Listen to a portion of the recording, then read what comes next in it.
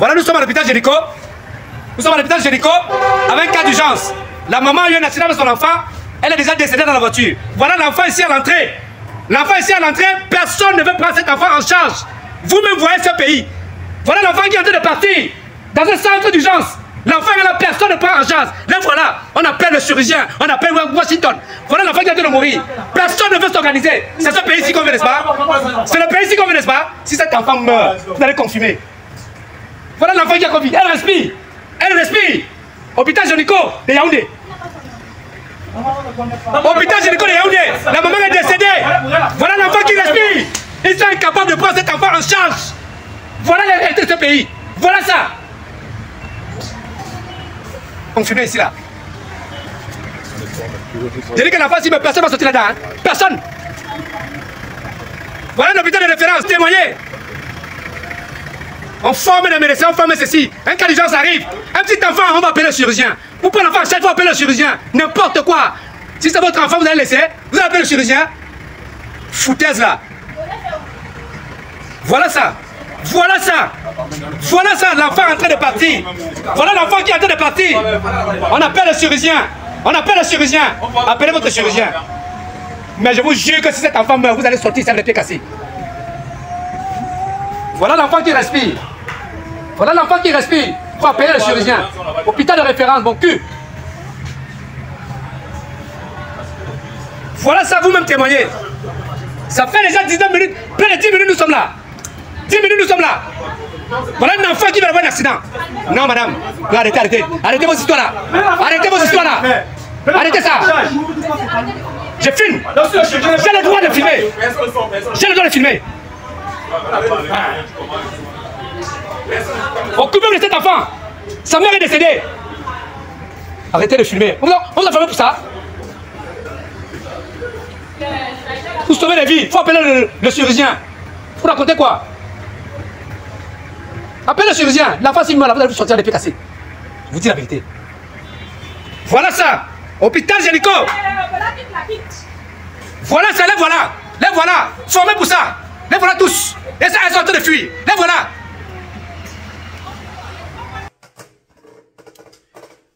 Alors.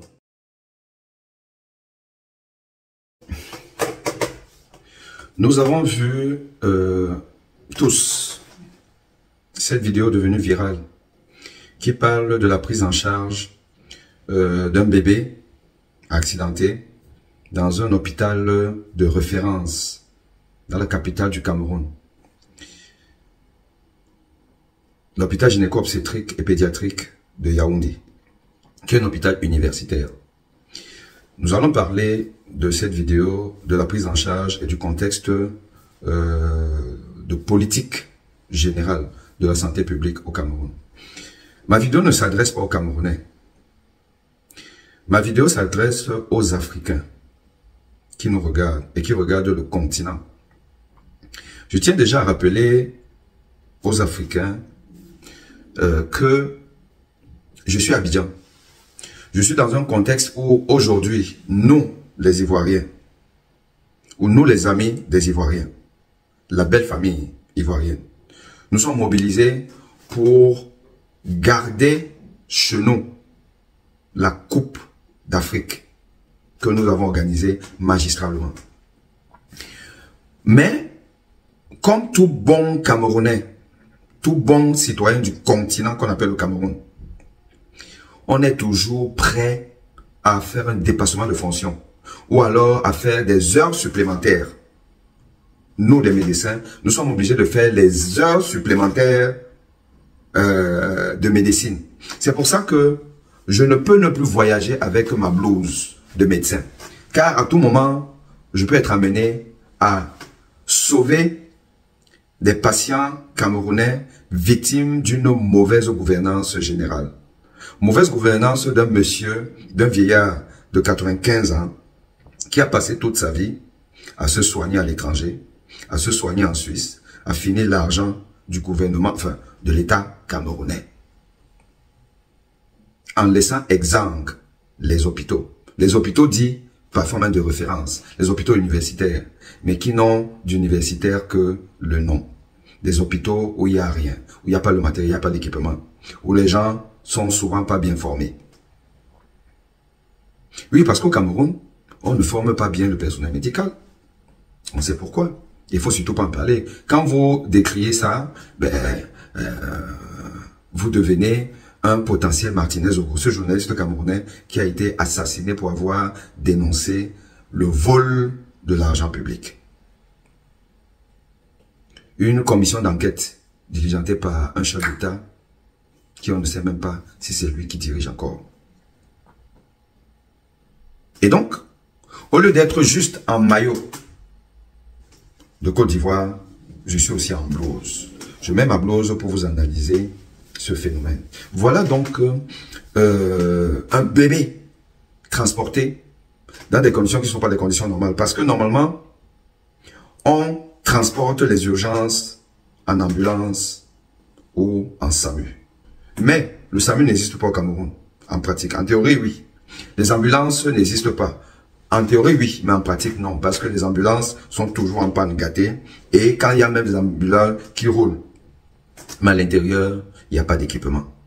Il n'y a pas d'équipement. Et le personnel médical ne sait donc pas aujourd'hui prendre en charge l'urgence médicale. Et vous l'avez vu, vous avez vu la réalité de la prise en charge médicale des urgences au Cameroun, dans un pays qui devrait être comme le Qatar aujourd'hui, voire même plus, mais qui est l'un des pays les plus pauvres, les plus sous-développés de la planète, car il appartient à la région la plus pauvre du monde, puisque l'Afrique centrale, la zone CEMAC, est la région la plus pauvre d'Afrique, qui est le continent le plus pauvre du monde. Mais pas pauvre en ressources humaines, en ressources naturelles, mais pauvre par la gestion du pays, des pays, par des satrapes, des reptiliens, des vieillards, des incompétents, des méchants, des vampires.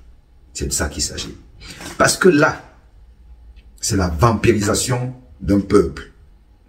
Des vampires qui ont besoin du sang pour se nourrir. Donc quand on voit un ministre de la santé publique au Cameroun, un monsieur qui devait être en prison pour détournement des fonds Covid, pour détournement du budget, à mettre des scanners de 16 barrettes dans des hôpitaux publics, mais avec des factures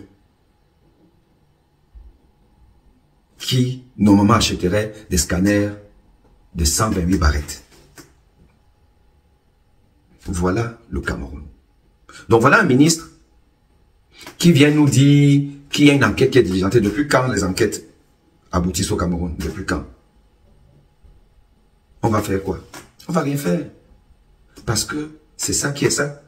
C'est comme ça qu'on dirige ce pays qui ne donne rien à sa population, qui ne donne rien à ses intellectuels, qui ne donne rien à ses médecins pour pouvoir normalement exercer leur art.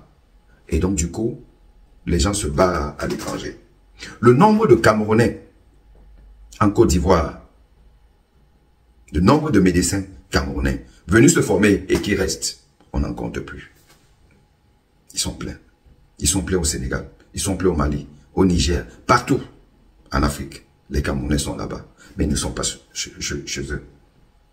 Ceux qui restent sont résignés parce que ils n'ont pas les moyens de travailler et ils ne savent pas ou ne peuvent pas revendiquer ces moyens car ils ont envie de voir leurs enfants grandir. Donc on voit une jeune médecin qui fait semblant d'examiner un patient, un malade, qui est dans une urgence vitale, dehors, porté par un parent. On prend un stéthoscope, on va écouter je ne sais pas trop quoi. Est-ce ça la médecine? Est-ce ça la bonne médecine? Mais c'est comme ça qu'elle est pratiquée au Cameroun. Hein? C'est comme ça que la médecine est pratiquée au Cameroun. Voilà. Et puis on s'étonne.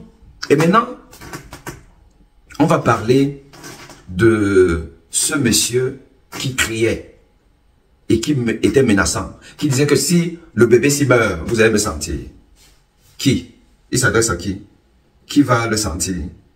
le directeur de l'hôpital, le médecin qui était censé prendre en charge, ou c'est le ministre de la Santé qui fait un faux communiqué, comme d'habitude, qui ne sert à rien. Ou alors, il va s'en prendre au ministre de l'Intérieur, monsieur Moulinex, celui qui menace de zigouiller tout le monde qui parle, ou le président de la République. S'il y en a encore un, il va s'en prendre à la personne. Car lui-même, il est l'acteur de sa déchéance, de ce qui s'est passé là. Puisque le peuple camerounais se tait, le peuple camerounais ne s'indigne pas sérieusement, ne dit pas non, on ne peut plus. Le peuple camerounais ne sort pas, comme les Sénégalais sortent, comme les Ivoiriens sortent, comme les Burkinabés sortent, pour dire non, on n'en peut plus.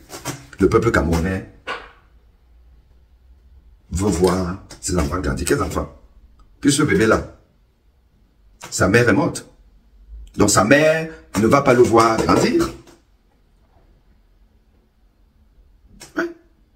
Et que d'ailleurs, ce jeune homme qu'on entend s'indigner, bon, il est la représentation, je ne parle pas de lui forcément, mais des gens comme lui qui se plaignent, ont avant de se plaindre, avant que ce genre de cas de dysfonctionnement de la République ne lui arrive, à passer son temps à dire, oh, toi si tu parles beaucoup, toi-même, c'est toi-même qui n'enseigne pas bien, tu sois mal, tu n'es pas incompétent, bon, tu nous fatigues. Parce que quand nous autres, nous luttons pour une bonne prise en charge des malades au Cameroun, pour une bonne formation des citoyens, quand nous nous plaignons, nous nous indignons, nous sommes pourchassés. Pas simplement par la dictature, mais par le peuple zombifié. Nous sommes pourchassés. D'ailleurs, il y en a qui m'ont souvent dit dans les, sur mes réseaux, tu parles souvent quand tu es là-bas, viens ici, là, le recteur t'attend. Le recteur de l'université de Douala, mon université qui a voulu m'assassiner, pour avoir dénoncé la mauvaise formation des étudiants. Le recteur et sa bande, doyens, vice-doyens, ont voulu m'assassiner. Et le président de la République refuse de diligenter une enquête. On est dans un système qui tue ceux qui parlent. Et le peuple est d'accord avec ça, soutient ça. Nous pourchassons, ou du moins cautionne ceux qui nous pourchassent. Ce peuple-là, quand finalement il est victime de ce pourquoi nous nous battons, il se met à pleurer. Non, on ne pleure pas. On ne pleure pas, il ne faut pas pleurer. Interdit de pleurer. Chers Camerounais, chers continentaux, ne pleurez pas. Acceptez la forfaiture. Acceptez d'être les prochaines victimes du système. Acceptez d'être les prochains Martinez Zogo, Aimé Boni et consorts. Acceptez. Laissez pénétrer la douleur. On ne pleure plus. Il y a eu Cabré Nandjip, mort bizarrement, pour mauvaise prise en charge. Il y a eu Samy Lenoir, mort pour mauvaise prise en charge. Et il y a eu d'autres, et il y en aura. Acceptez simplement que votre tour va arriver. C'est ça le Cameroun d'aujourd'hui. Un pays mal dirigé, mais aussi un pays avec un mauvais peuple. Un peuple méchant, un peuple qui ne s'aime pas, qui n'est pas solidaire et qui pourchasse ses défenseurs. Un peuple qui adore la zombification. On ne pleure donc pas. Ok les gars, au suivant.